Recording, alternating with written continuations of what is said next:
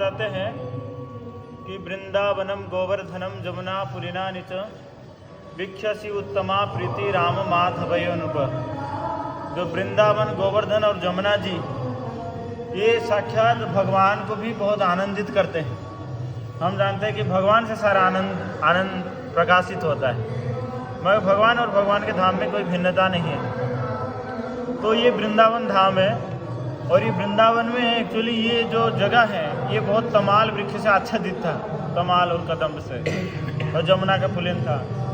तो उस समय 6 गोस्वामी जब वृंदावन में वास करते तो तभी कुछ नहीं था। तो महाप्रभु का आज्ञा था कि लुप्त तीर्थ का उद्धार करना और ग्रंथ का प्रणयन करना, और इसके द्वारा जो सनातन धर्म को पुनर्जीवित करना। नाना शास्त्र विचारिणी को निपुणों सद्धर्म संस्थापकों, जो असलियत धर्म क्या है उसको स्थापना करने के लिए महाप्रभु ने भेजे। अभी गोस्वामी लोग क्या करते थे ना, एक एक रात्रि एक एक वृक्ष के नीचे रहते थे और इस वृंदावन का महात्मा को प्रकाशित किए। ऐछई गोसाई जब ब्रजेर कोइलन वास, राधा कृष्ण नित्य लीला करिलन प्रकाश।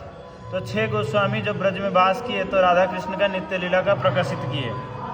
तो उनमें से जो 6 गोस्वामी कौन कौन थे ना, श्री रूप श्री सनातन भट्ट रघुनाथ, श्री जीवो गोपाल भट्ट दास रघुनाथ।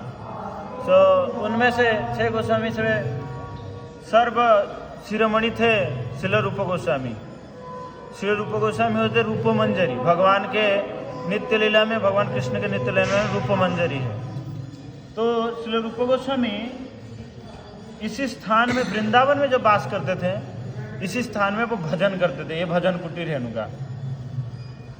और गोस्वामी लोग क्या किए ना, अपने आचरण के माध्यम से दिखा के गए कैसे भक्ति करना चाहिए और भक्ति का अर्थ क्या है। श्रील रूप गोस्वामी कई सारे ग्रंथ लिखे, उनमें से सर्वश्रेष्ठ जैसे भक्ति रसामृत सिंधु, भक्ति का पूरा संपूर्ण तत्व को निरूपित करके दे गए हमारे हाथ में। फिर उसके बाद ये मुख्य तो ये जो मंदिर है ये बहुत महत्वपूर्ण मंदिर है। श्रील प्रभुपाद लिखते हैं कि यहीं पे ही सारे गोस्वामी लोग आके मिलन होता था। शाम के समय में सारे गोस्वामी लोग आके जितना सारे वार्तालाप शास्त्र विचार इसी जगह में करते थे।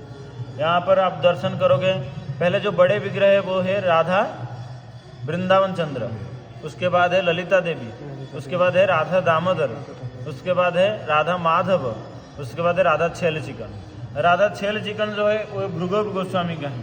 ये भृगु गोस्वामी लोकनाथ गोस्वामी के छाया के सदृश थे। वो एक दूसरे को छोड़ के नहीं रहते थे, छाया के सदृश। भजन में इतना वो एक दूसरे में अतोप्रत भाव जो माने जड़ित थे एक दूसरे से। तो उसके बाद श्रील रूप गोस्वामी इधर आके भजन किए, और भजन करने के बाद उनका महापरायण मतलब नित्य लीला में प्रवेश इस जगह में ही हुआ था। और उसके बाद यहाँ पर उनका समाधि बना। जब प्रभुपाद इधर भजन कर रहे थे तो एक दिन रूप गोस्वामी उनको दर्शन दिए, और रूप गोस्वामी ने ही उनको कहे कि ये तुम सर्वत्र प्रचार करो। जैसे महाप्रभु का सेनापति भक्त है, मगर रूप गोस्वामी ने उनको शक्ति दी है।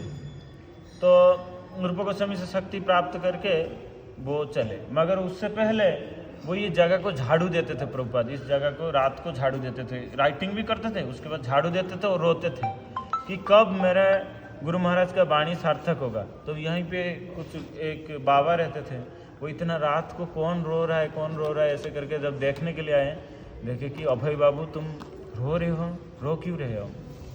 तो बोले कि मेरे गुरु महाराज का वाणी है कि मैं कैसे प्रचार करूं, कि विश्व भर में क्या मैं प्रचार कर सकता हूं, मैं अभी इतना वृद्ध हो गया हूं, कैसे मैं प्रचार करूंगा।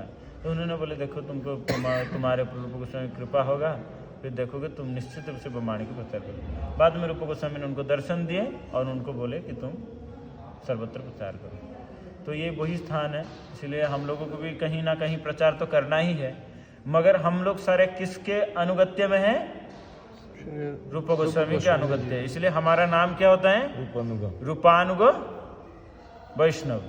हम लोग कौन सा अनुगत है? इसलिए कहते ना श्री रूप मंजरी पद सही मर संपद सही मर भजन पूजन। तो ये हमारा जो संपूर्ण केंद्रीभूत किसके ऊपर है? रूप गोस्वामी के ऊपर है। इसलिए हम सब लोग रूप गोस्वामी से आशीर्वाद लेंगे, फिर उसके बाद हम अपने अपने स्थान में प्रचार करेंगे। मेरे गुरु महाराज परम पूज्य जयप्रकाश स्वामी महाराज एक बार बोल रहे थे, मायापुर में फ्लैग होस्टिंग सेरेमनी चल रहा था। महाराज बोले कि कितने लोग गौरांग महाप्रभु की लीला में जाने के लिए चाहते हैं। सब लोग हाथ खड़ा कर दिए। तो महाराज बोले कि अभी कितने लोग जाने के लिए चाहते हैं? सब लोग हाथ खड़े किए। तो महाराज बोले सभी लोग गौरांग महाप्रभु की लीला में जा सकते हैं। कैसे ना? महाप्रभु का मिशन है पृथ्वी ते आच्छादित नगरादि ग्राम सर्वत्र प्रचारित हईबम नाम। मैंने इस दुनिया में जितने सारे नगर और ग्राम है सब जगह में मेरा नाम प्रचारित होगा मतलब भविष्यवाणी किए थे। तो इसलिए महाप्रभु उस भविष्यवाणी को अगर हम प्रचार कर रहे हैं तो फिर हम महाप्रभु की लीला में ही है, क्योंकि महाप्रभु का कार्य अभी तक समापन नहीं हुआ। बहुत सारे नगर है, बहुत सारे गांव है, तो वहाँ पे भगवान का नाम पहुँचा नहीं, तो आपको पहुँचाना है। और जब पहुँच जाओगे तो आपका भगवान का लीला में ही स्थान मिल रहा है। समझा ना? इस प्रकार महाराज ने बहुत सुंदर उत्तर दिए। इसलिए कि जब हम प्रचार करेंगे तो महाप्रभु के लीला में ही है, अलग से कोई महाप्रभु का लीला नहीं है। क्योंकि तभी भी महाप्रभु ये कहते हैं आमार आज्ञा गुरु है तारो ही देश, जारे देखो तारे को हो कृष्ण उपदेश। कि मेरी ये आज्ञा है कि तुम जिस जगह में उस जगह को पहले तारण करो, और ये मेरी आज्ञा है, ये महाप्रभु का डायरेक्ट आज्ञा है। इसलिए जब हम प्रचार करते हैं अपने अपने जगह में तो हम महाप्रभु के साथ में ही हैं। ठीक है, तो इसलिए हमको रूप गोस्वामी से निश्चित रूप से उनका कृपा आशीर्वाद लेना चाहिए। क्यों?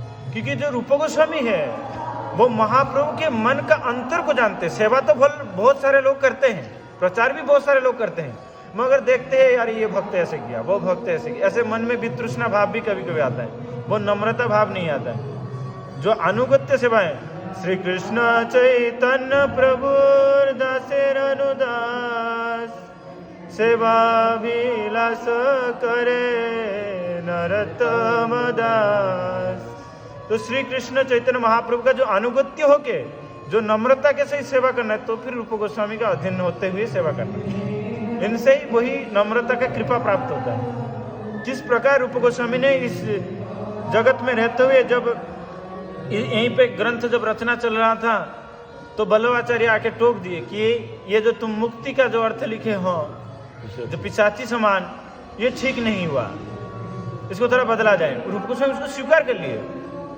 जब परम विजय आगे कि आप भी हार मान गए हो कि हम आपसे तर्क नहीं कर सकते, तो कहते आप अगर विजय पत्र लिख दोगे तो भी ठीक है, साइन कर दिए।